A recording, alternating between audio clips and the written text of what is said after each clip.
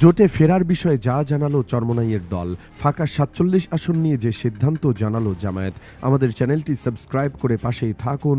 এখন জানাবো বিস্তারিত প্রতিবেদনটি। বাংলাদেশের রাজনৈতিক অঙ্গনে নির্বাচনের আগে বড় ধরনের সমীকরণ পরিবর্তনের ইঙ্গিত দিচ্ছে ইসলামপন্থী দলগুলোর অবস্থান।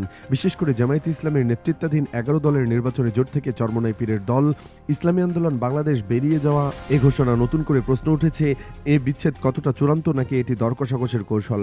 জোটে ফেরার সম্ভাবনা নিয়ে যখন রাজনৈতিক অঙ্গনে নানা জল্পনা কল্পনা চলছে, ঠিক তখন ইসলামী আন্দোলন বাংলাদেশের পক্ষ এই সিদ্ধান্ত চূড়ান্ত অবস্থান জানানো হয়েছে।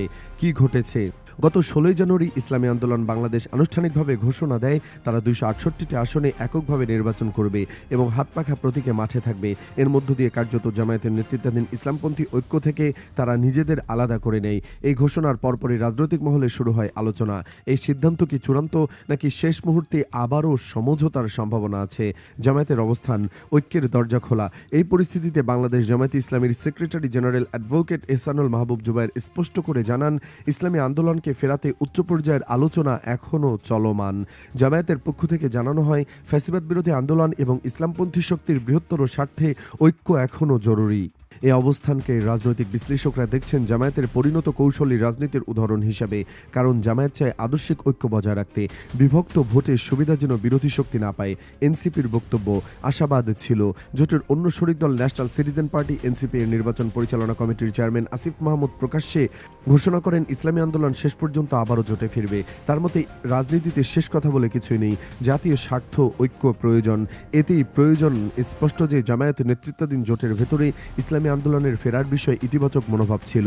ইসলামী আন্দোলনের চূড়ান্ত না, তবে সব জল্পনা কল্পনার অবসান ঘটিয়ে ইসলামী আন্দোলন বাংলাদেশের সাংগঠনিক সম্পাদক ইফতেখার মাহমুদ তারেক স্পষ্ট ভাষায় জানিয়ে দেন, জোটে ফেরা আর কোনো সম্ভাবনা তাদের নেই। একটি গণমাধ্যমকে দেওয়া সাক্ষাৎকারে তিনি বলেন, জোট প্রত্যাহারের পরে আমরা ২৬৮ আসনে হাতপাখা প্রতীকে নির্বাচন করব। সমঝোতা নিয়ে আবারও জাতীয় কোনো কূপে পা না দেওয়ার ইচ্ছে দলের আছে। তিনি আরও দাবি করেন, দলীয় পর্যায়ে ও অভ্যন্তরীণ মতামতের ভিত্তিতে এই সিদ্ধান্ত নেওয়া হয়েছে। প্রশ্ন হলো, কেন এই অনমনীয়তা? রাজনৈতিক বিশ্লেষকরা বলছেন, ইসলামী আন্দোলন এই অবস্থান কেবল আদর্শিক নয়, বরং এর পেছনে রয়েছে আসন কেন্দ্রিক অসন্তোষ, রাজনৈতিক অভিজ্ঞতার ঘাটতি, বাস্তব রাজনীতির চেয়ে আবেগী সিদ্ধান্ত।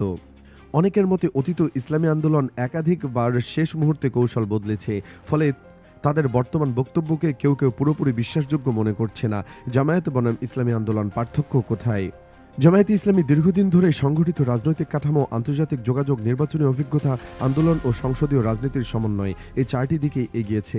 অন্যদিকে ইসলামী আন্দোলন বাংলাদেশ মূলত মাঠ পর্যায়ের আবেগ নির্ভর রাজনীতিতে বেশি সক্রিয়, যা জাতীয় পর্যায়ের নির্বাচনে বারবার সীমাবদ্ধতা তৈরি করেছে, এমনটাই মত রাজনৈতিক পর্যবেক্ষকদের। বিএনপির প্রেক্ষাপট যুক্ত কেন গুরুত্বপূর্ণ? এ ভাঙনের সবচেয়ে বেশি লাভবান হতে পারে বিএনপি, এমন মত বিশ্লেষকদের। কারণ ইসলামপন্থী ভোট বিভক্ত হলে বিরোধী দলের একাংশ বিএনপির ঝুলিতে যাবে, অথচ বিএনপি নিজেই দীর্ঘদিন ধরে আদর্শিক সংকট ও নেতৃত্ব সংকটে ভুগছে। বিভিন্ন রাজনৈতিক সূত্র বলছে, বিএনপিতে অতীতে একাধিকবার ইসলামপন্থী দলগুলোকে ব্যবহার করে পরে তাদের রাজনৈতিকভাবে কোণঠাসা করা হয়েছে।